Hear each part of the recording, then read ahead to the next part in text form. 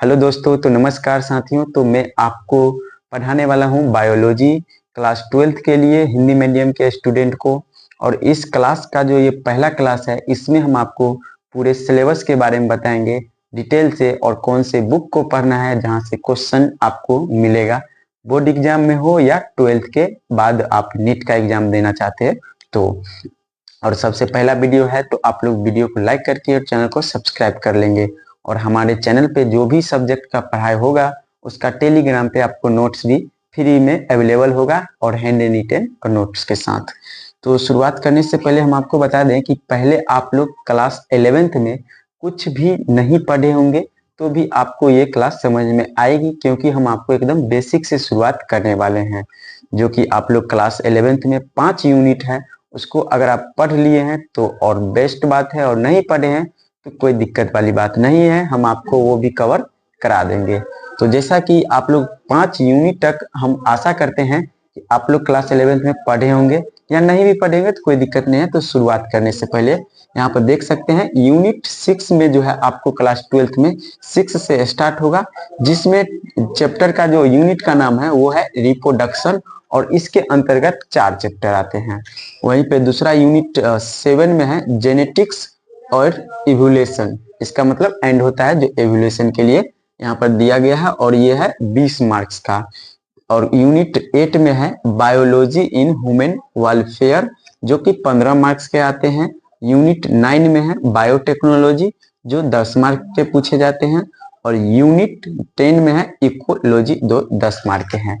यहाँ पे सारे के सारे यूनिट का जो नाम है वो आपको इंग्लिश में लिखा हुआ है, लेकिन आपको जो पीडीएफ मिलेगा उसमें हिंदी और इंग्लिश दोनों मीडियम में है। तो आशा करते हैं कि आप लोग इस बात को समझ चुके होंगे। हम आपको हालांकि इस चैप्टर के बारे में थोड़ा जानकारी दे देता हूँ। रिप्रोडक्शन जो यूनिट है, इसमें 4 चैप्टर आते हैं। उसमें हम पढ़ेंगे कि मानव में जनन कैसे होता है, जनन क्या है, ये किस तरीके से होता है, और पुष्पी पादप जो होते हैं उसमें किस तरह से होता है। उसके बाद हम जेनेटिक्स जो होता है, इसमें हम आप लोग पढ़े होंगे क्लास 10th में मेंडल के बारे में, विकास कैसे हुआ, जेनेटिक्स के बारे में पढ़ेंगे। इसमें न्यूक्लिक एसिड के बारे में इसी में हम पढ़ने वाले हैं। और बायोलॉजी इन ह्यूमन वेलफेयर में पढ़ना है हमको मानव को कल्याण, यानी कि अब डिजीज के बारे में जो है इस यूनिट में पढ़ने वाले हैं। बायोटेक्नोलॉजी में आप पढ़ेंगे कि बायोटेक्नोलॉजी के सहायता से हम किस तरह से जीव के लिए और हमारे फायदे होते हैं उसके बारे में पढ़ेंगे। जैसे कि इंसुलिन का नाम सुने होंगे, हम कई सारे दवा के बारे में भी जानेंगे, और इसका उपयोग कहाँ पे करते हैं उसके बारे में भी जानने वाले हैं। उसके बाद है लास्ट में है यूनिट 10, यानी कि इकोलॉजी। इकोलॉजी से 10 मार्क्स बोर्ड एग्जाम में आते हैं, और इकोलॉजी में हम पारिस्थितिक तंत्र, इसको हिंदी में बोलते हैं, तो इसके बारे में पढ़ेंगे कि हमारे पर्यावरण के बारे में पढ़ना है। तो आशा करते हैं कि इसके बारे में आप लोग समझ चुके होंगे। और अब बात करते हैं कि बायोलॉजी के बारे में। तो आप लोग बायोलॉजी का डिफिनीशन बता सकते हैं क्या? तो कमेंट कर देंगे। अगर आपको नहीं आता है तो आज आपको यहाँ पे हम बताने वाले हैं। तो देखिए, बायोलॉजी क्लास 12th के लिए जो 2026 में बोर्ड एग्जाम देंगे उनके लिए है। आज बेसिक क्लास है, तो शुरुआत हम एकदम जीरो लेवल से करने वाले हैं। तो सबसे पहले हम जानते हैं कि बायोलॉजी शब्द जो है, वर्ड, वो कैसे बना है। तो बायोलॉजी का मतलब क्या है? व्हाट इज बायोलॉजी, यानी जीव विज्ञान किसे कहते हैं। तो देखिए, बायोलॉजी जो है वो 2 शब्द से मिलकर के बना हुआ है। एक बायो है और दूसरा लॉजी है। और बायो का मतलब होता है, यानी यहाँ पे बायो, इसको हम बायोस के नाम से भी बोलते हैं। अब प्लस में लॉजी को हम लोगोस बोलते हैं, ठीक है, लोगोस। तो बायोलॉजी जो है वो 2 शब्द से मिलकर बना हुआ है। ग्रीक, यानी जी के लिख दिए तो इसका मतलब क्या हो गया? ग्रीक शब्द। एक है बायोस, और बायोस का मतलब होता है लाइफ, ठीक है। और लोगोस का मतलब होता है स्टडी करना। क्या होता है? स्टडी। हालांकि यहाँ पे हम इंग्लिश में लिख रहे हैं, मैं आपको हिंदी में भी समझा देता हूँ।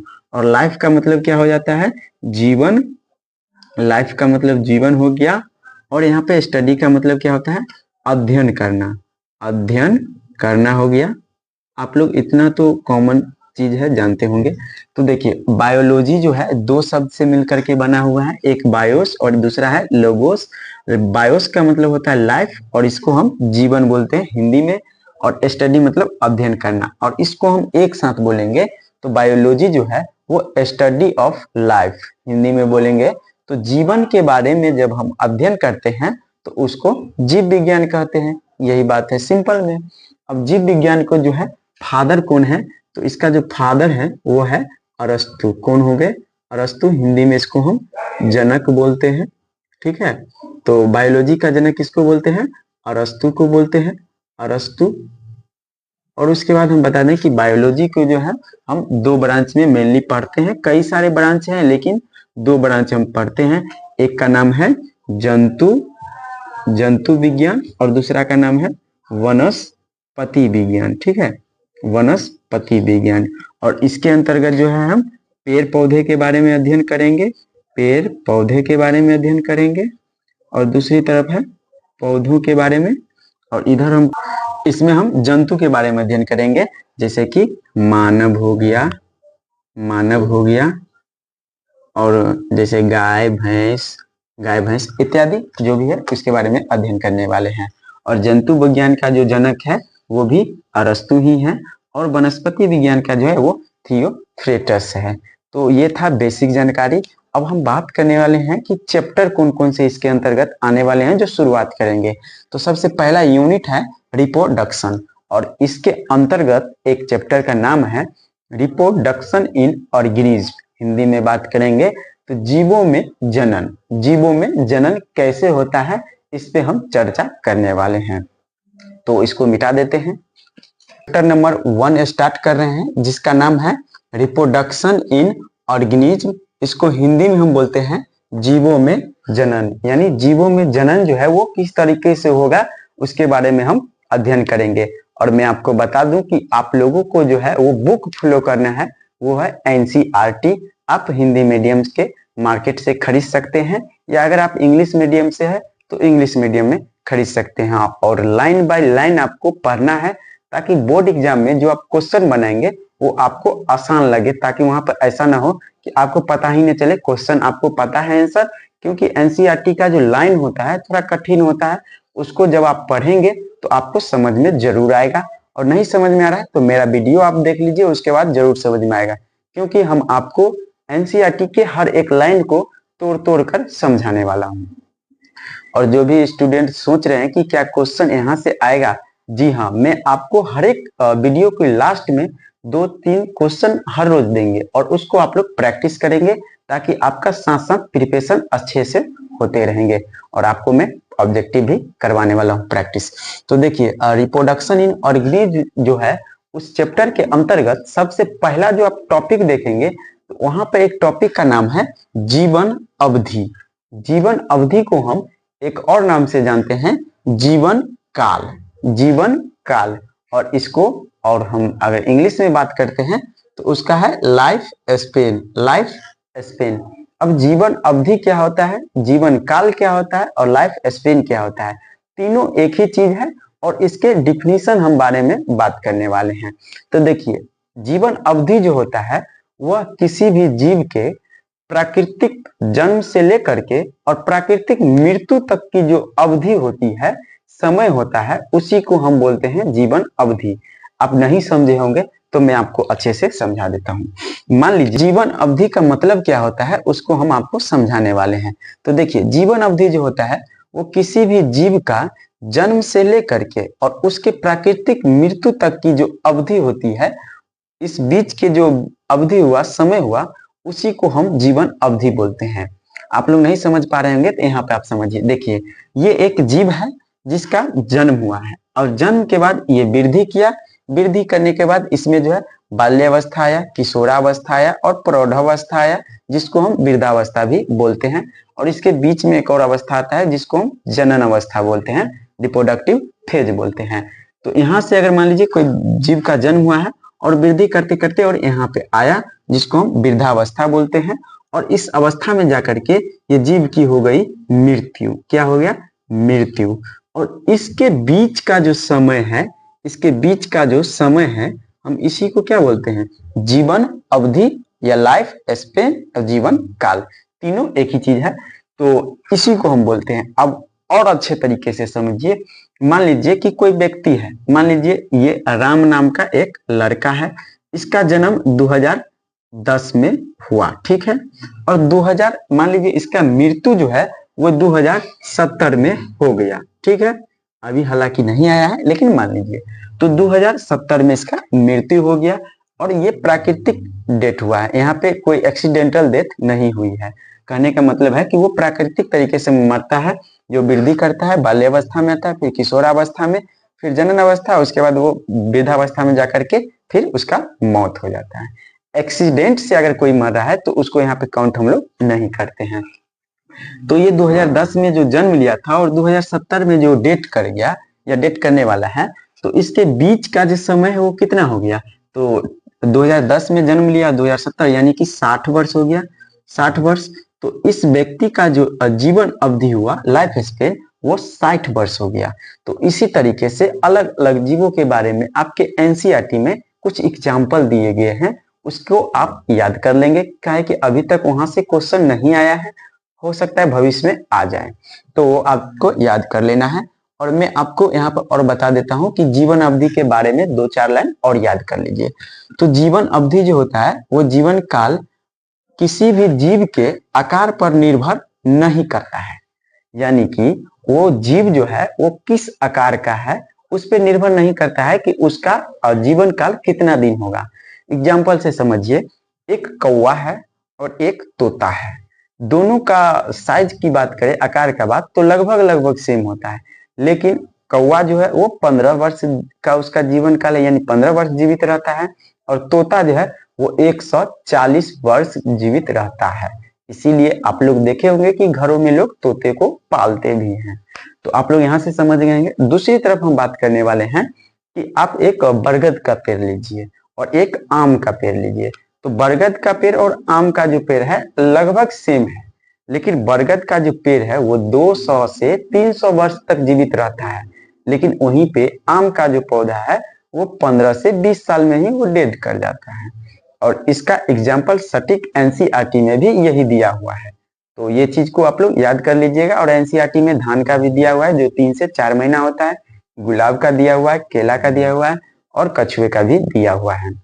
और जो हमारा पीडीएफ मिलेगा आपको, उसमें सारी चीज डिटेल से दिया रहेगा कि जीवन अवधि क्या है, जीवन काल के बारे में जो भी चीज यहाँ पढ़ाया जा रहा है शॉर्ट में लिखा हुआ है, क्योंकि बोर्ड छोटा है, लेकिन आपको पीडीएफ में हर चीज लिखा मिलेगा। जो भी मैं बात बोल रहा हूँ तो आप लोग गौर से सुनेंगे और आप समझेंगे। अब दूसरी बात यहाँ पर देख लीजिए, लिखा हुआ है अमर। अमर का मतलब क्या होता है कि आप लोग समझ रहे हैं ना कि एक कहावत है ना कि वो लोग अमर हो गए। कभी आपने देखा है कि कोई व्यक्ति अमर हो गया? नहीं ना, हम आपको आज दिखाने वाले हैं। तो देखिए, अमर का मतलब है कि जीवन अवधि जो होता है, इसमें एक लाइन एनसीईआरटी लिखता है कि कोई भी जीव जो है वो अमर नहीं है। इस पृथ्वी पे जो भी जीव आया है उसका मृत्यु फिक्स है, वो मृत्यु होगा ही उसका। लेकिन अपवाद में भी है, एक कोशिकीय जीव, यूनिसेलुलर ऑर्गेनिज्म, जैसे कि बैक्टीरिया है और वायरसेज है, ये सब जो है इसमें मृत्यु प्राकृतिक रूप से नहीं होता है। क्यों? क्योंकि जीवन अवधि का जो परिभाषा है वो प्राकृतिक मृत्यु का बात कर रहा है, उसमें नहीं होता है। किस तरीके से होता है वो भी आप लोग समझ सकते हैं।